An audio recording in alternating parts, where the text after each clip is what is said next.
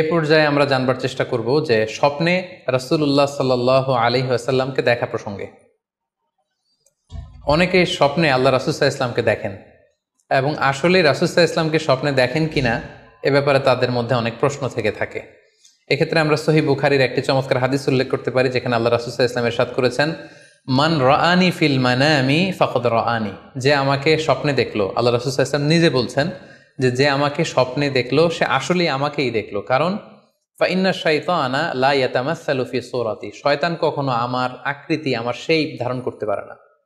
অর্থাৎ আপনি যদি রাসূল সাল্লাল্লাহু আলাইহি ওয়াসাল্লামকে স্বপ্নে দেখেন তাহলে আপনি রাসূল সাল্লাল্লাহু আলাইহি ওয়াসাল্লামকেই দেখেছেন, আপনি শয়তানকে দেখেননি।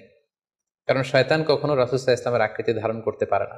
তাহলে এই হাদিসের আলোকে আমরা বুঝলাম শয়তান কখনো আল্লাহ রাসূল সাল্লাল্লাহু আলাইহি ওয়াসাল্লামের আকৃতি বা শেপ ধারণ করতে পারে না।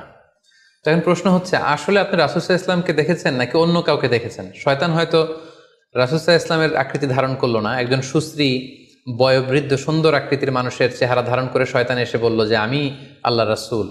তখন আপনি কিভাবে বুঝবেন যে আপনি রাসূল সাল্লাল্লাহু আলাইহি ওয়াসাল্লামকে দেখেছেন নাকি শয়তানের ধারণ করা অন্য কোনো মানুষের আকৃতিতে কাউকে আপনি দেখেছেন? সেক্ষেত্রে বোঝার মাধ্যম হচ্ছে আল্লাহ রাসূল সাল্লাল্লাহু আলাইহি ওয়াসাল্লামের দাড়ি কেমন ছিল, চেহারা কেমন ছিল, চুল কেমন ছিল, দৈহিক গড়ন কেমন ছিল, আকৃতি কেমন ছিল, এগুলো কিন্তু আমরা হাদিস থেকে পাই, কিংবা শামায়েলে তিরমিজিতে রাসূল সাল্লাল্লাহু আলাইহি ওয়াসাল্লামের বডি স্ট্রাকচার, ওনার চেহারা, ওনার অবয়বের ব্যাপারে বর্ণনা পাই। আপনি স্বপ্নে যাকে দেখেছেন তার চেহারা, আকৃতি এবং বর্ণনা যদি রাসূল সাল্লাল্লাহু আলাইহি ওয়াসাল্লামের দৈহিক বর্ণনার সাথে মিলে যায় তাহলে বোঝা যাবে যে আপনি আসলেই আল্লাহ রাসূল সাল্লাল্লাহু আলাইহি ওয়াসাল্লামকে দেখেছেন। কিন্তু আপনি স্বপ্নে দেখা মানুষটি তার চেহারার সাথে যদি রাসূল সাল্লাল্লাহু আলাইহি ওয়াসাল্লামের চেহারার যে বর্ণনা সেটির সাথে যদি কোনো মিল না থাকে, যদি তার চেহারা রাসূল সাল্লাল্লাহু আলাইহি ওয়াসাল্লামের চেহারার মতো না হয়, শামায়েলে তিরমিজিতে যে বর্ণনা আছে সেরকম যদি না হয়, তাহলে বোঝা যাবে আপনি রাসূল সাল্লাল্লাহু আলাইহি ওয়াসাল্লামকে দেখেননি, বরং অন্য কাউকে দেখেছেন। এক্ষেত্রে আমরা মুহাম্মদ ইবনে সিরিনের ঘটনা উল্লেখ করতে পারি। ওনার কাছে কেউ এসে যদি বলতো যে আমি স্বপ্নে আল্লাহ রাসূল সাল্লাল্লাহু আলাইহি ওয়াসাল্লামকে দেখেছি, তখন মুহাম্মদ ইবনে সিরিন জিজ্ঞেস করতেন, তুমি কি দেখেছো বলো তো? তুমি যাকে দেখেছো তার দাড়ি কেমন, তার চেহারা কেমন, তার চোখ নাক কেমন, তার গড়ন কেমন?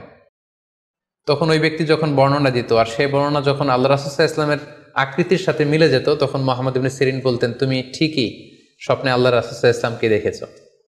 কিন্তু ওই ব্যক্তির বর্ণনা যদি এমন হতো যে না, এর সাথে রাসূল সাল্লাল্লাহু আলাইহি ওয়াসাল্লামের হাদিসে বা শামায়েলে তিরমিজিতে রাসূল সাল্লাল্লাহু আলাইহি ওয়াসাল্লামের দেহের যে বর্ণনা এটার সাথে কোনো মিল নেই, তখন মুহাম্মদ ইবনে সিরিন বলতেন, না, তুমি স্বপ্নে আল্লাহ রাসূল সাল্লাল্লাহু আলাইহি ওয়াসাল্লামকে দেখোনি, বরং তুমি অন্য কাউকে দেখেছো।